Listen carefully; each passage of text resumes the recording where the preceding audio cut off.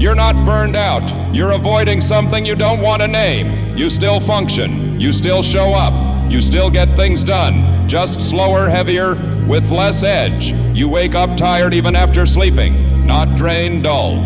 You scroll without interest, work without presence, rest without relief. You tell people you're exhausted, but when you're honest with yourself, it doesn't feel like exhaustion. It feels like resistance.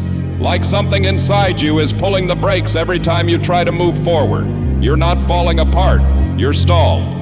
And that scares you more.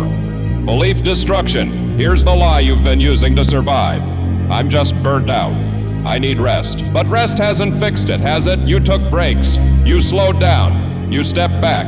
And the weight didn't lift, because burnout comes from too much demand. What you're feeling comes from something else, unresolved pressure, avoided decisions, suppressed truths. You're not overwhelmed by work.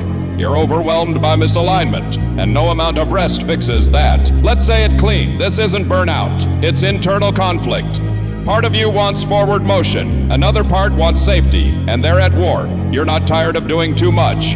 You're tired of doing things that don't match who you're becoming. That friction creates fatigue that sleep can't touch, because the body can rest, but the mind keeps arguing. Every task feels heavier because it carries a question you're avoiding. Why am I still doing this?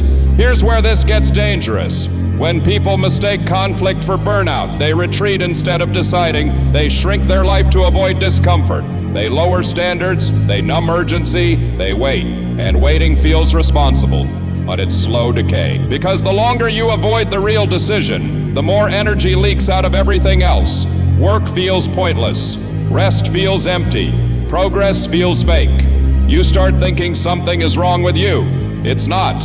Something is wrong with the direction. Burnout says, I've given too much. What you're feeling says, I'm giving to the wrong thing. And that's harder to admit, because it means change. Loss, letting go of identities that once worked. So you label it burnout. It sounds clean. It sounds temporary. But this isn't temporary. This is your system rejecting a future it no longer wants to walk toward. Ignore this long enough and something worse happens. You don't crash. You rot. Quietly, you become functional but hollow, disciplined but disconnected, busy but uncommitted.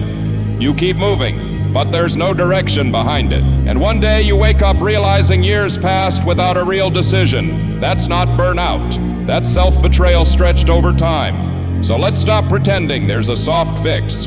There are only two paths. One, keep calling this burnout. Keep resting from a life you don't want. Keep surviving. Or two, tell the truth. Admit something doesn't fit anymore. Admit a direction needs to die. Admit comfort is costing you energy. You don't need less pressure, you need alignment.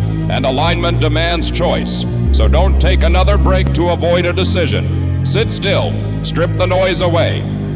Ask the question you've been dodging, then move. Not faster, not harder, cleaner. This isn't burnout. It's the moment before you either change direction or disappear inside routine juice. And once you do, you'll feel the energy return. Not as excitement, as clarity. Now act.